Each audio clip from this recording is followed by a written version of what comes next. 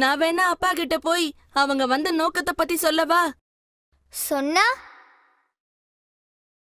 உண்மையான குணம் தெரிஞ்சா அப்பா அவங்க 2 பேரையும் வீட்டை விட்டு ஓட ஓட விரட்டிடுவாரு. எனக்கு என்னவோ அப்படி நடக்கும்னு தோணல. நீ வேணும்னா முயற்சி செஞ்சு பாரு.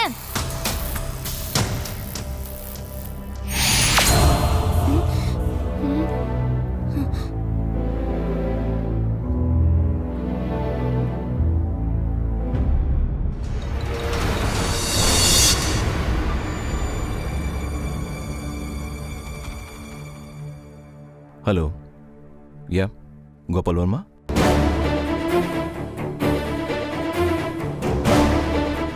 யா யா யா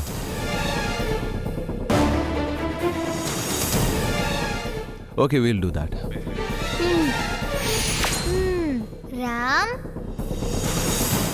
கணேஷா, என்ன உன் அப்பா கிட்ட சொல்ல போறியா? ஆமா, அவங்க இந்த வீட்ல இருக்கிறது எனக்கு பிடிக்கவே இல்ல. ஆடிட்டிங் தானே? சரி சொல்லு. கணேஷா, நான் அப்புறமா பேசுறேன். No, I'll call you later. Ram, என்ன அங்க தனியா நின்னு கத்திக்கிட்டு இருக்க? இல்லப்பா, அது டேய் வாடா இங்க. உங்ககிட்ட ஒரு விஷயம் சொல்லணும். அதுக்கு அங்க நின்று தனியா புலம்பிட்டு இருந்தா எப்படி? இங்க என் பக்கத்துல வா.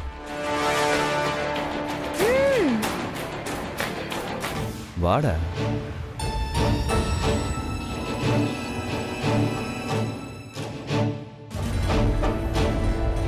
சொல்லு, என்ன விஷயம்?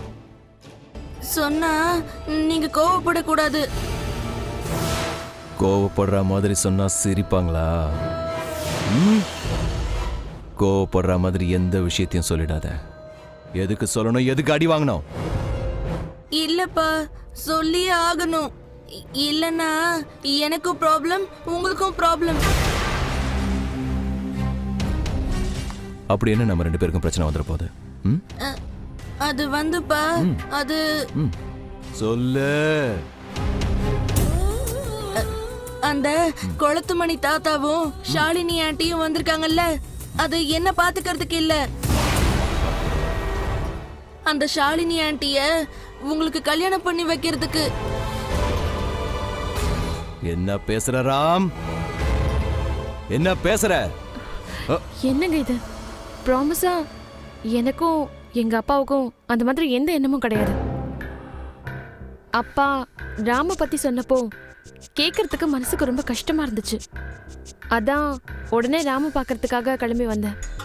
ஆனா ராம் ஏன் இப்படி பேசுறான்னு சத்தியமா எனக்கு புரியலங்க. ராம், யாரு உன்கிட்ட இப்படி எல்லாம் பேச சொன்னது?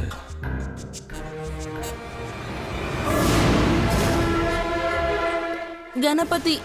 ஏய், என்ன எதை கேட்டாலும் கணபதி கணபதிங்கிற? யார் சொன்னது? சொல்றா. இன்னைக்கு எல்லாத்துக்கும் ஒரு முடிவு கட்டுறேன்டா. வரங்க.